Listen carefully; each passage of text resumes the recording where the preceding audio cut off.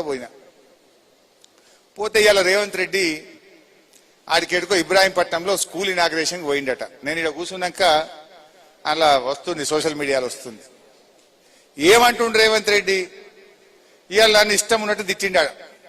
ఇప్పుడు జనరల్ గా రాజకీయాలు మాట్లాడితే ఒక పొలిటికల్ పార్టీ కార్యకర్తలు ఉంటే మాట్లాడతాం, ప్రెస్ మీట్లు ఉంటే మాట్లాడతాం. ఈయన పోయింది దేనికి? స్కూల్ పిల్లల ప్రోగ్రాం. చిన్నపిల్లలు ఉన్నారు, స్కూల్ పిల్లలు ఉన్నారు. స్కూల్ పిల్లల దగ్గర పోతే ఏం చెప్పాలి మనం? అరే మంచిగా చదువుకోండి, డాక్టర్లు కాండ్రి, ఇంజనీర్లు కాండ్రి, ఫోన్లు వాడకుండ్రి, శ్రద్ధగా వినుండ్రి, స్కూల్ డుమ్మగొట్టకుండ్రి అని మంచి మాటలు చెప్పాలి కదా పిల్లలకు.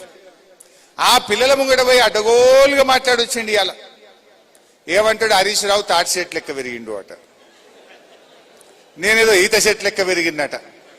ఇంకా పిల్లలకు నేను తాటి చెట్టు లెక్క పెరిగితే ఏం అవసరము, నేను ఈత చెట్టు లెక్క పెరిగితే ఏం అవసరము? అసలు నువ్వు ముఖ్యమంత్రిగా నా ఎత్తుతో నీకేం పని? ముఖ్యమంత్రి మాట్లాడాల్సిన మాటనా? నేను అడ్డగోలు మాట్లాడుతున్నా అంటాడు. అయ్యా రేవంత్ రెడ్డి, నేను నిన్ను కూడా తిట్టగలుగుతా, నీకంటే గట్టిగా తిట్టగలుగుతా, కానీ నాకు విజ్ఞత ఉన్నది, సంస్కారం ఉన్నది. నేను తిట్టను. కానీ నువ్వు తిట్టినంత మాత్రాన నేను ఇడిచిపెట్టాను. నువ్వు నన్ను తిట్టామని నేను ఇడిచిపెట్టాను, అసలే ఇడిచిపెట్టా. ఇప్పుడు రేవంత్ రెడ్డి నేను తాటి చెట్టు లెక్క పెరిగినా ఎట్లా పెరిగినా అనేది అవసరం లేదు. ఇప్పుడు కావాల్సిందేంది? నువ్వు 45 రోజుల్లో వేస్తానన్న రైతు బంధు ఎప్పుడు ఇస్తావు? గది అడుగుతున్నా, దానికి సమాధానం చెప్పు నా రైతుల పక్షాన. రైతు బీమా ఆగిపోయింది, గా రైతు బీమా చేస్తావా చెయ్యవా? గాముచ్చట కావాలి. కానీ నేను తాటి చెట్టు లెక్క పెరిగితే నీకు రైతులకేం అవసరం, నాకేం అవసరం, నీకేం అవసరం? అరే పంటలకు పోయిన యాసంగి బోనస్ ఎగ్గొట్టినావు, ఈ యాసంగి బోనస్ ఎగ్గొట్టినావు, గది ఇస్తావా ఇయ్యవా చెప్పు తప్ప నా ఎత్తుతో నీకేం పని? అరే పిల్లగాళ్లకు ఇలా ఫీజు రియంబర్స్మెంట్ ఇస్తలేవు. 30 లక్షల మంది ఎస్సీ ఎస్టీ బీసీ పిల్లల చదువులాగమైనవి, గది ఇస్తావా ఇయ్యవా? నేను నిన్ను అడుగుతూనే ఉంటా.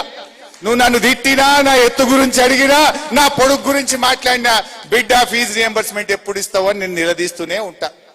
మా నిరుద్యోగ యువకులకు మొదటి ఏడాది 2 లక్షల ఉద్యోగాలు ఇస్తా అన్నావు, గది ఇచ్చేదాకా నిన్ను గల్లబట్టి అడుగుతూనే ఉంటా, నేను ఇడిచిపెట్టా.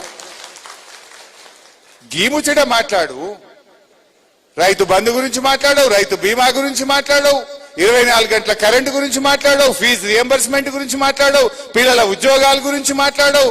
మా గౌడన్నలు 700 మంది చచ్చిపోతే వాళ్ళకు వచ్చే ఎక్స్గ్రేషియా ఇయ్యాలటికి రాలేదు.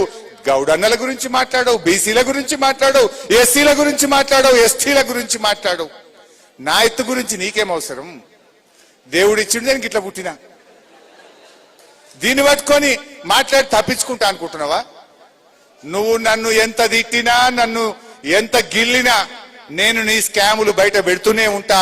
నీ హామీలు అమలయ్యేదాకా నిన్ను ప్రశ్నిస్తూనే ఉంటా.